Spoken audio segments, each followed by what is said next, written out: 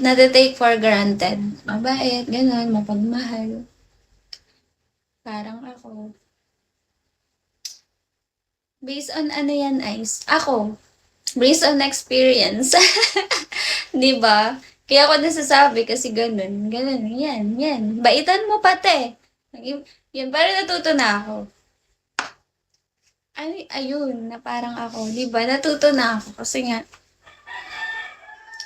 ikaw na lang ang siyang kulang. Hindi kasi dati ganun nga ako, parang ano, kasi 'di ba? Daddy, yan, katulad ni Daddy. Ano, pero hindi naman yung parang sinayang ako ganun. Hindi ganun.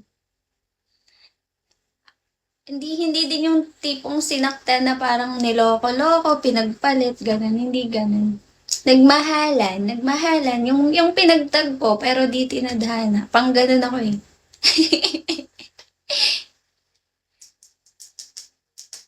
Hindi, basta natuto na ako na ano, yung pag nagmahal, ganun, sakto lang. Wow! Wow! Hindi, mabait ako eh. Super bait. Kaya nga ayoko na magjowa. Sobrang bait ko. Sige, ikain mo na din ako. Podcaster Eyes. Hindi, joke ko lang yun. Magkamaniwala sa mga sinasabi ko. Ikaw na lang ang siyang kulang sa buhay kong ito. Nade-take for granted, katulad nung ex ko. May ex ako. Magpapakasal na daw kami, ganito, ganyan. Tapos nakaplano na lahat. Bumili nga kami ng lupa. Tapos nag-business. Tapos, malaman-laman ko, kasal na pala. Wow! High stars. Yun, yung mga ganun. Okay. Hindi na nga, yun lang, di ba, newborn? Aray ko talaga. Hindi na nga, ang baba lang ng standard ko. Hindi ko na tinataasan. Hindi na nga ako naghahanap ng gwapo. Sabi nila, parang na-double kill ka dun, Ice. Hindi na nga gwapo. Naloko pa, di ba? Ako honeymoon muna bago kasal, pero may ring na, syempre. Ala, ganun yung sinasabi ko kanina. Sabi ko, kanina, pangarap ko noon makasal. Ngayon, hindi na pala muna, honeymoon na muna, ganun. Honeymoon na lang muna bago yung kasal. Ayun nga, ayun.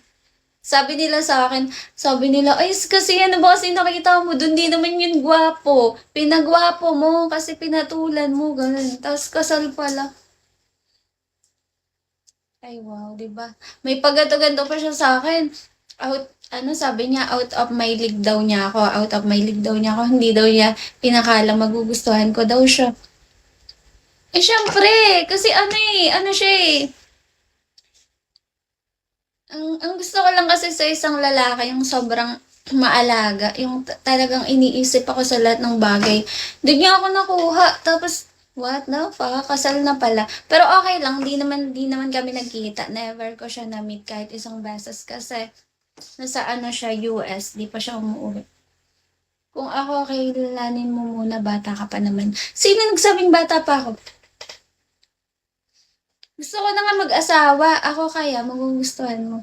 Gusto ko na nga mag-asawa sa December. Kahit anong year, basta December. Ate Eve! Good morning, Roror.